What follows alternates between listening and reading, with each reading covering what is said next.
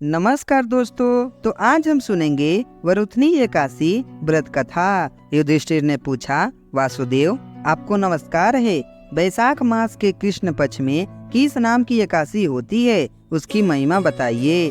भगवान श्री कृष्ण बोले, राजन, वैशाख कृष्ण पक्ष की एकादशी वरुथनी के नाम से प्रसिद्ध है।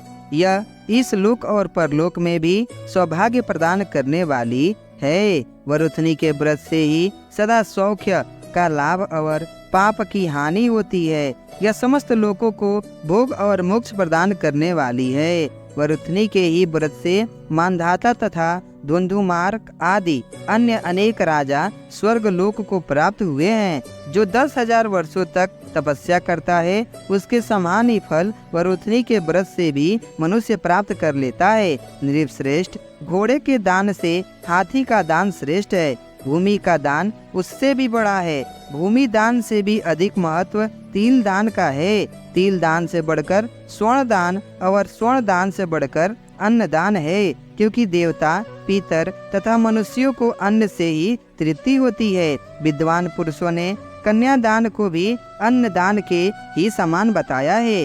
कन्यादान के तुल्य ही धेनु का दान है। यह साक्षात भगवान का कथन है। ऊपर बताए हुए सब दानों से बड़ा विद्या दान है। मनुष्य वरुथनी एकादशी का व्रत करके विद्या दान का भी फल प्राप्त कर लेता है। जो लोग पाप से मोहित होकर कन्या के धन से जीविका चलाते हैं, वे पुण्य का क्षय होने पर यातना में नरक में जाते हैं। अतः सर्वथा प्रयत्न करके कन्या के धन से बचना चाहिए। उसे अपने काम में नहीं लाना चाहिए। जो अपनी शक्ति के अनुसार आभूषणों से विभूषित करके पवित्र भाव से कन्या का दान करता है, उसके पुण्य की संख्या बताने में चित्रगुप्त भी असमर्थ है। वरुथनी एकादशी करके भी मनुष्य उसी के समान फल प्राप्त करता है। व्रत करने वाला वैष्णव पुरुष दशमी तिथि को कास, उड़द, मसूर, चना, कोदो, साग, मधु, दूसरे का अन्न, 2 बार भोजन तथा मैथुन, इन 10 वस्तुओं का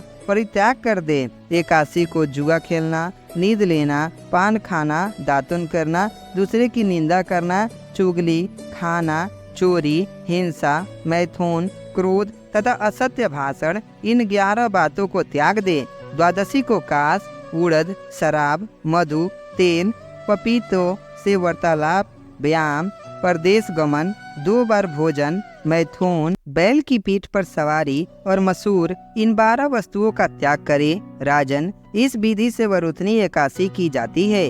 रात को जागरण करके जो भगवान मधुसूदन का पूजन करते हैं, वे सब पापों से मुक्त हो परम गति को प्राप्त होते हैं। अतः पाप भीरु मनुष्य को पुण्य प्रयत्न करके इस एकादशी का व्रत करना चाहिए। यमराज से डरने वाला मनुष्य अवश्य वरुथनी का व्रत करे। राजन, इसके पढ़ने और सुनने से सहस्त्र गोदान का फल मिलता है और मनुष्य सब पापों से मुक्त होकर विष्णु लोक में प्रतिष्ठित होता है। जय श्री हरि।